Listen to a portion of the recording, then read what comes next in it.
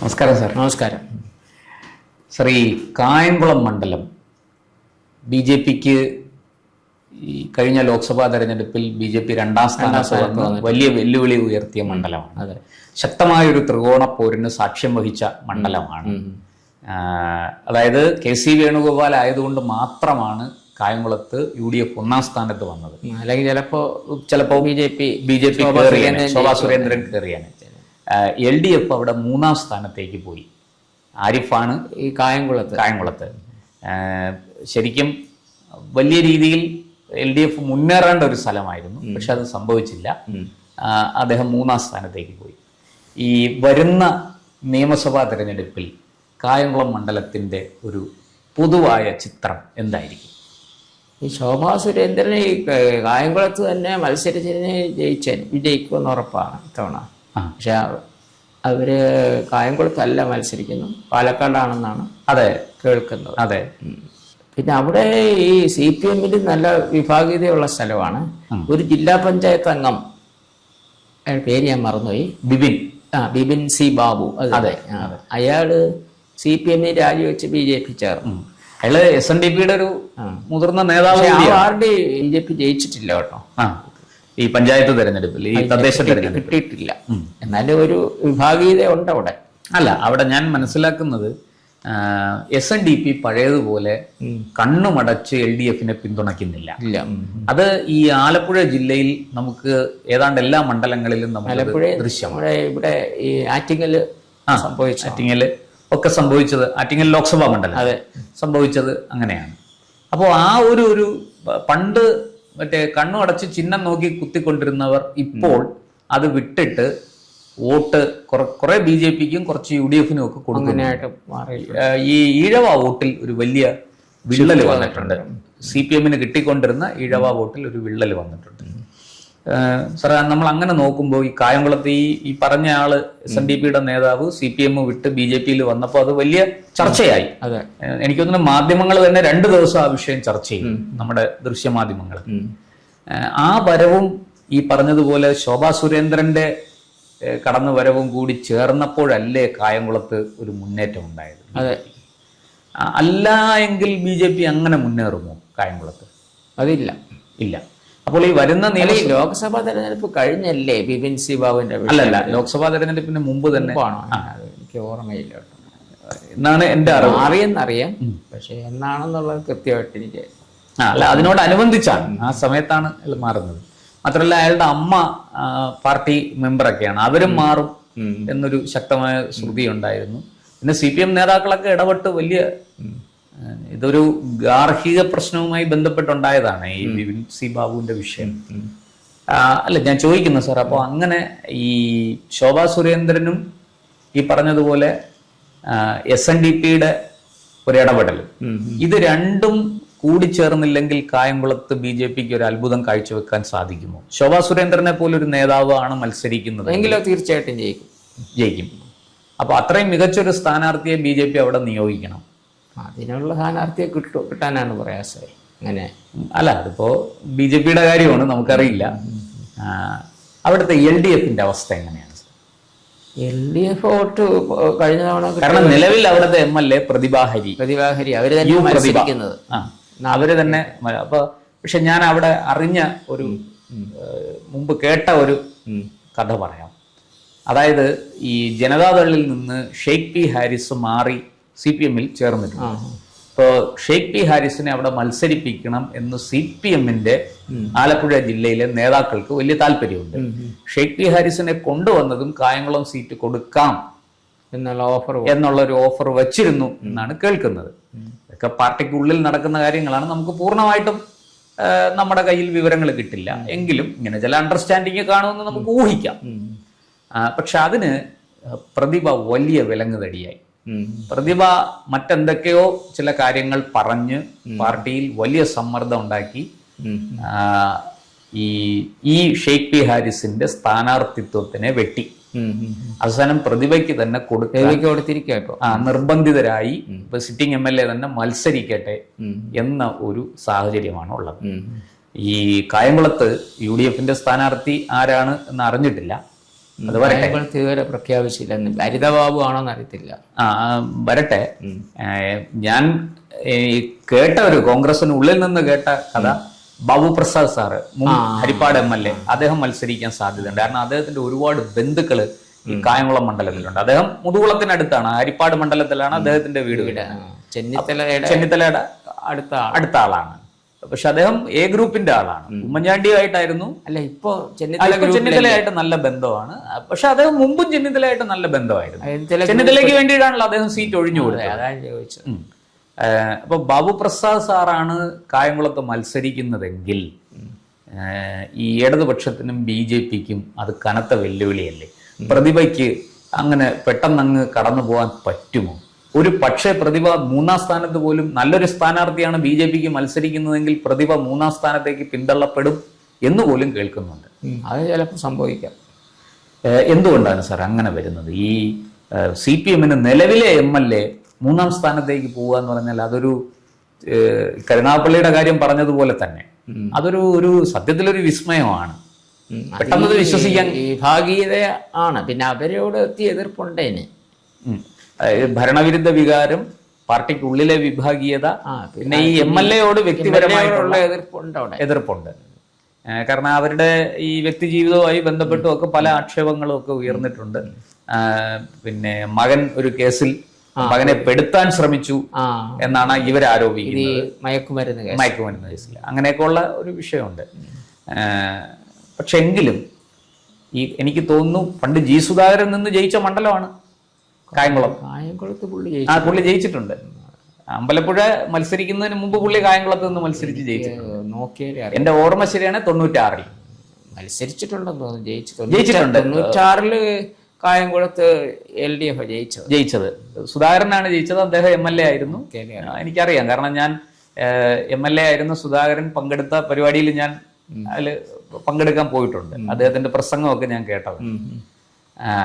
അപ്പൊ അങ്ങനെ പരമ്പരാഗതമായിട്ട് ഒരു UDF-ഉം LDF-ഉം മാറി മാറി ജയിച്ചിട്ടുള്ള ഒരു സ്ഥലമാണ്.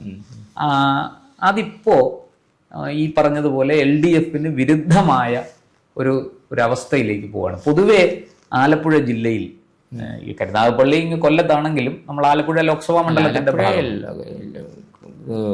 മാവേലിക്കരയൊക്കെ LDF ജയിക്കും. മാവേലിക്കര, ചേർത്തല ജയിക്കും. പക്ഷേ കായംകുളത്ത് ഈ പറഞ്ഞതുപോലെ ബാബു പ്രസാദ് സാർ വരികയും BJP ഒരു മികച്ച സ്ഥാനാർത്ഥിയെ നിയോഗിക്കുകയും ചെയ്താൽ ഇവര് തമ്മിൽ മത്സരം വരും. കോൺഗ്രസും BJPയും തമ്മിൽ. അത് ആർക്കും ഗുണം ചെയ്യും? അങ്ങനെയെങ്കിൽ അത് LDF-ന് ഗുണം ചെയ്യണ്ടേ? അത് അങ്ങനെ വരുമ്പോ ഇത് ഈ പ്രവചനത്തിന് അതീതമാകും. പക്ഷെ ഈ ഭരണവിരുദ്ധ വികാരവും മറ്റു കാര്യങ്ങളും കൂടെ ചേർത്ത് വെച്ച് നോക്കുമ്പോഴും അന്നേരം ഈ ഒന്നുകിൽ BJP ജയിക്കും, അല്ലെങ്കിൽ കോൺഗ്രസ് ജയിക്കും. LDF തോറ്റുപോകും. ഈ അങ്ങനെ ആദ്യം പറഞ്ഞ പോലെ 3ാം സ്ഥാനത്താകാനുള്ള സാധ്യതയുണ്ട്. ഈ കായംകുളത്ത് നമ്മൾ മനസ്സിലാക്കുന്നത് ശരിയാണെങ്കിൽ അവിടെ നായർ ഈഴവ വോട്ടുകളാണ് ഏറ്റവും കൂടുതൽ ഉള്ളത്. പിന്നെ മുസ്ലിം വോട്ടും ഉണ്ട്. ക്രിസ്ത്യൻ വോട്ടൊക്കെ കുറവാണ്. ഈ ശരിക്കും അവിടുത്തെ ഈ നായർ ഈഴവ വോട്ടുകളിൽ ഒരു വലിയ ധ്രുവീകരണം ഉണ്ടായാൽ എന്തായിരിക്കും സംഭവിക്കുക? ധ്രുവീകരണം ആർക്കനുകൂലം? അത് ഈ പറഞ്ഞതുപോലെ ഇപ്പം നിലവിൽ പ്രതിഭ MLA ആണെങ്കിലും ഇപ്പോഴത്തെ സാഹചര്യങ്ങൾ കൊണ്ട് LDF-ന് അനുകൂലമാകാൻ സാധ്യതയില്ല. കേരളത്തിൽ അങ്ങ് നേരത്തെ പറഞ്ഞതുപോലെ BJP ക്രമാനുഗതമായി വോട്ട് വർദ്ധിപ്പിച്ചു വരികയാണ് പല മണ്ഡലങ്ങളിലും. 30,000 ഉണ്ടായിരുന്നത് 35,000-ആയി, 35,000 ഉണ്ടായിരുന്നത് 40,000-ലേക്ക് എത്തുന്നു, 25,000 ഉണ്ടായിരുന്നത് 30,000-ആയി. ഇങ്ങനെ വോട്ട് കൂടി വരുന്നുണ്ട് BJPക്ക്. ജനങ്ങൾക്ക് BJP ജയിച്ചാലും ഇല്ലെങ്കിലും BJPക്ക് വോട്ട് കൊടുക്കാൻ മടിയില്ല. അപ്പൊ അങ്ങനെ ഒരു സാഹചര്യത്തിൽ ഈ കായംകുളത്ത് ഈ പറഞ്ഞതുപോലെ ഒരു ധ്രുവീകരണം വന്നാൽ അത് BJPക്ക് അനുകൂലമായി മാറുമോ, അതോ അത് UDF-ന് തന്നെ ഗുണം ചെയ്യും? അത് ഈ LDF-ന് വിരുദ്ധമായ വോട്ടുകൾ രണ്ടുപേർക്കും കൂടെ കിട്ടത്തുള്ളൂ. അതായത് കോൺഗ്രസിനും BJP ആയിട്ട് ഡിവൈഡ് ചെയ്തു പോകും.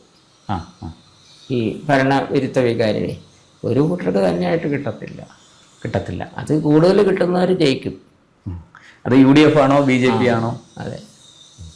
ഈ കായംകുളത്തെ മുസ്ലിം ന്യൂനപക്ഷ വോട്ട് തീർച്ചയായിട്ടും UDF തന്നെ അതായിരിക്കും. മുസ്ലിം നല്ല ആ ടൗണിൽ ധാരാളം മുസ്ലിം വോട്ടുണ്ട്, മോശമല്ലാത്ത വോട്ടുണ്ട്. ഉണ്ട്. എനിക്ക് തോന്നുന്നത് ഒരു 25,000 വോട്ടെങ്കിലും കാണും. അതിൽ കൂടുതൽ വരും സാർ. കായംകുളത്ത് ഞാൻ മനസ്സിലാക്കുന്നത് ശരിയാണെങ്കിൽ ഏതാണ്ട് 40,000-ന് പുറത്ത് വോട്ട് മുസ്ലിം വോട്ട് ടോട്ടൽ ആ മണ്ഡലത്തിലുണ്ട്. അപ്പോൾ ഇത് അത് മുഴുവൻ കോൺഗ്രസിന് UDF-ന് അനുകൂലമായിട്ട് കുറച്ച് മാത്രമേ LDF-ലേക്ക് പോകാനുള്ള സാധ്യത. LDF-ന് ഒരു 10% കിട്ടത്തുള്ളൂ അവരുടെ ഇതിൽ. മുസ്ലിം വോട്ട് 40,000 ഉണ്ടെങ്കിൽ 10%, 4,000 വോട്ട് കിട്ടും. ബാക്കി UDF-നായിരിക്കും അങ്ങനെ പോകും ഒളിയപ്പെടുന്നത്. പിന്നെ ഈ പറഞ്ഞതുപോലെ ഭൂരിപക്ഷ വോട്ട് 3ആയിട്ട് വിഘടിക്കുകയും കൂടി ചെയ്യുമ്പോൾ UDF-ന് ഒരു വിജയ സാധ്യത. ഹിന്ദു വോട്ട് മുഴുവൻ BJP കിട്ടിയിരുന്നെങ്കിലേ ഈ കൊല്ലം ജില്ല, തിരുവനന്തപുരം ജില്ല, ആലപ്പുഴ ജില്ല, ഈ 3 ജില്ല ഇവർക്ക് തൂത്തുവരാം. ക്രിസ്ത്യൻ എല്ലായിടത്തും ഹിന്ദു ഭൂരിപക്ഷമല്ലേ? അതെ അതെ അതെ അതെ, ഏതാണ്ട് എല്ലാ മണ്ഡലത്തിലും ഹിന്ദു ഭൂരിപക്ഷം. അതെ, ഈ പറയുന്നത് പോലെ അത് ലത്തീൻ കത്തോലിക്കരുടെ വോട്ടായാലും മുസ്ലിം വോട്ടായാലും മറ്റ് ക്രിസ്ത്യൻ ഉണ്ടെങ്കിലും മജോറിറ്റി ഹിന്ദു തന്നെയാണ്. മെജോറിറ്റി ഹിന്ദു തന്നെയാണ്. 50% കൂടുതൽ ഹിന്ദു വോട്ട് ഉണ്ട്. അപ്പൊ അത് കേരളത്തിൽ അങ്ങനെ ഇതുവരെ സംഭവിച്ചിട്ടില്ല. അതുകൊണ്ടാണ് BJP ഈ പുറകിൽ പോകുന്നത്. മറ്റ് സംസ്ഥാനങ്ങൾ പോലെ അല്ല. അതിന്റെ കാരണം ക്രിസ്ത്യൻ ബെൽറ്റും സ്ട്രോങ്, കമ്മ്യൂണിസ്റ്റ് ബെൽറ്റും സ്ട്രോങ്. ഇതിന് ഇടയ്ക്ക് ഞെരുങ്ങി പോവാണ് ഈ 2 ശക്തികൾക്കിടയ്ക്ക്. മുസ്ലിം ബെൽറ്റോ? മുസ്ലിം ബെൽറ്റിനും കമ്മ്യൂണിസ്റ്റ് ബെൽറ്റിനും കൂടെ ഇടയ്ക്ക് ഈ BJP അങ്ങ്, അതായത് ഒരു വശത്ത് മുസ്ലിം, ക്രിസ്ത്യൻ, പിന്നെ കമ്മ്യൂണിസ്റ്റ്. ക്രിസ്ത്യൻ അത്രയും കുഴപ്പമില്ല. ഈ മുസ്ലിം ബെൽറ്റാണ് കൂടുതൽ വിരോധം. അത് BJP-ക്ക് വോട്ട് കിട്ടുന്നതേ ഇല്ല. അതിൽ നിന്ന് വളരെ കുറച്ച് വോട്ട് അവരുടെ വോട്ട് അവർക്ക് ചെയ്യുമെന്നുമല്ല, ഇവരെ എങ്ങനെയെങ്കിലും ഇവരെ തോപ്പിക്കണം എന്നാണ് നോക്കുന്നത്. അതായത് നമ്മുടെ ഒരാൾ ജയിച്ചില്ലെങ്കിലും വേണ്ടൂല, BJP-യെ തോൽപ്പിക്കണം, അങ്ങനെ ഒരു നിർബന്ധ ബുദ്ധിയുണ്ട്. എന്തായാലും കായംകുളത്ത് സ്ഥാനാർത്ഥികളുടെ പേരുകൾ കൂടെ പ്രഖ്യാപിച്ചതിന് ശേഷം നമുക്ക് വിശദമായ ഒരു ചർച്ചയിലേക്ക് വരാം. കേരളത്തിന് പുറത്ത് ഒരു സംസ്ഥാനത്ത് പോലും ഇല്ല ഇങ്ങനൊരവസ്ഥ. തമിഴ്നാട്ടിൽ പോലും ഇല്ല. തമിഴ്നാട്ടിലും ഈ BJP 2014 BJP ഒറ്റയ്ക്ക് നിന്നാണ് ഇവിടെ ഈ കന്യാകുമാരി സീറ്റ് ജയിച്ചത്. അതെ, അത് ശക്തമായ ചതുഷ്കോണ മത്സരമായിരുന്നു. ADMK, DMK, Congress, BJP. കോൺഗ്രസും DMK ഒന്നിച്ചായിരുന്നു. അല്ല, 2014 വെവ്വേറെ ആയിരുന്നു സാർ. 4 പേരും 14 സ്ഥാനാർത്ഥികളായിരുന്നു തോന്നുന്നു. അല്ല, എനിക്ക് ഓർമ്മയുണ്ട്. നമ്മുടെ അന്ന് പുള്ളി ഈ മന്ത്രിയാകും അവിടെ ജയിച്ച ആൾ മറന്നു. നമ്മുടെ പിന്നെ അദ്ദേഹത്തിന്റെ പേര് പൊൻ രാധാകൃഷ്ണൻ. അത് തന്നെ, പൊൻ രാധാകൃഷ്ണൻ. അവിടെയൊക്കെ ഒരു ഗുണമുണ്ട്. തമിഴ്നാട്ടിൽ പോയാലേ ഈ മനസ്സ് തുറക്കും ജനങ്ങൾ. ഇവിടെ മനസ്സ് തുറക്കത്തില്ലായിരുന്നു. ആർക്ക് വോട്ട് ചെയ്യാൻ പോകുന്നു എന്നൊന്നും പറയില്ല. എനിക്ക് അനുഭവം ഉണ്ട്. അവർ ഈ കോൺഗ്രസിന് വോട്ട് ചെയ്യുന്നവർ പോലും പറയും, ഞങ്ങൾ കോൺഗ്രസിനെ ചെയ്യുന്നതിൽ ഇത്തവണ ഇവിടെ BJP ജയിക്കുന്നവർ എന്നോട് പറഞ്ഞിട്ടുണ്ട്. ഇവിടെ അങ്ങനെ കിട്ടത്തില്ല അഭിപ്രായം. മനസ്സ് തുറക്കത്തില്ല. അതായത് ആര് ജയിക്കണം എന്നുള്ള കാര്യത്തെക്കുറിച്ച് ഒരു കാരണവശാലും ഒരു സൂചനയും തരില്ല. ശരിയല്ല ഇവിടെ. അവിടെ അങ്ങനെ പറയും. കോൺഗ്രസിന് വോട്ട് ചെയ്യുന്നവരും ആ തവണ BJP ജയിക്കുന്നത് അങ്ങനെ തന്നെ പറയും. ഇത്തവണ കഴിഞ്ഞ തവണ ഞാനിവിടെ ഈ നാഗർകോവിൽ കഴിഞ്ഞ് ഇടത്തോട്ട് പോകുമ്പോൾ ഒരു സ്ഥലമുണ്ടല്ലോ, കുറെ പോകുമ്പോൾ തിരുനെൽവേലി. അവിടെ പോയപ്പോൾ നയനാർ രാജേന്ദ്രനാണ് BJP-യുടെ സ്ഥാനാർത്ഥി, ഇപ്പോഴത്തെ സംസ്ഥാന അധ്യക്ഷനാണ്. അതെ. അപ്പോൾ ഞാൻ ആളുകളെ കണ്ടപ്പം നയനാറ് ജയിക്കാൻ പാടാന്ന് പറഞ്ഞു. പുള്ളിയെ അനുകൂലിക്കുന്നവരുമുണ്ട്, പ്രതികൂലിക്കുന്നവരുമുണ്ട്, ഒത്തിരി പേരുണ്ട്. ഞാൻ അവിടെ പോയി, നേരിട്ട് പോയി. ഒരു ദിവസം അവിടെ തങ്ങി. ഞാൻ BJP ജയിക്കുമെന്ന് എഴുതി തോറ്റുപോയി. BJP-ക്ക് തമിഴ്നാട്ടിൽ 2 സീറ്റ് കിട്ടുമെന്ന് എഴുതി. ഒന്ന് കോയമ്പത്തൂരും ഒന്ന് ഇതും. ഒന്നും കിട്ടിയില്ല.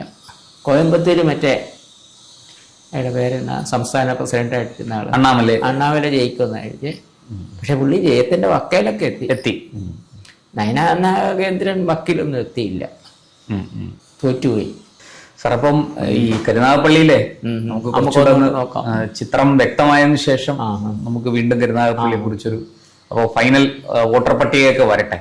എത്ര വോട്ട് ടോട്ടൽ ഉണ്ട്, അവിടുത്തെ സാധ്യതകളും. മൊത്തത്തിൽ ഏതാണ്ട് 5000 വോട്ടോ മറ്റേ കേരളത്തിൽ കുറവുണ്ട്. ഒരു 2,69,000 അല്ല 2,69,00,000 ഇപ്പോൾ ഉള്ളത് ഇപ്പോഴത്തെ. ഇനിയിപ്പോൾ വോട്ട് ചേർക്കാനുള്ള സമയമുണ്ട്. അതെ അതെ, ചിലപ്പോൾ ഒരു 10,000-10,000 വോട്ടുകൂടെ കൂടും, അത്രയൊക്കെ വരത്തുള്ളൂ. അതിൽ കൂടുതൽ വരാൻ സാധ്യതയില്ല. അതിൽ തിരുവനന്തപുരം ജില്ലയിൽ തന്നെ 3,50,000 കുറഞ്ഞു. ആകെ 9,00,000 കുറഞ്ഞുള്ളൂ. അത് 3,500,000 തിരുവനന്തപുരത്ത് കുറഞ്ഞു. ഏതാണ്ട് 2 ലക്ഷം. 4 മണ്ഡലങ്ങളിൽ തന്നെ 1,50,000 കുറഞ്ഞു. ഈ 4 നഗരമണ്ഡലങ്ങളിൽ തന്നെ 1,50,000 ഉള്ളതും കുറഞ്ഞിട്ടുണ്ട്. പിന്നെ ബാക്കിയുള്ളടത്ത് 10,000-20,000 ഒക്കെ വെച്ച് കുറഞ്ഞിട്ടുണ്ട്. നമുക്ക് എന്തായാലും ഈ ചിത്രം കുറച്ചുകൂടെ വ്യക്തമായതിനു ശേഷം നമുക്കൊന്നുകൂടെ കൂടുതൽ വാർത്തകളും വിശേഷങ്ങളും നേരിട്ട് ലഭിക്കാൻ ജനങ്ങളിൽ നിന്ന് ജനങ്ങളിലേക്ക് ജനഭൂമി ന്യൂസ് സബ്സ്ക്രൈബ് ചെയ്യൂ. ബെൽ ബട്ടൺ അമർത്താനും മറക്കരുത്.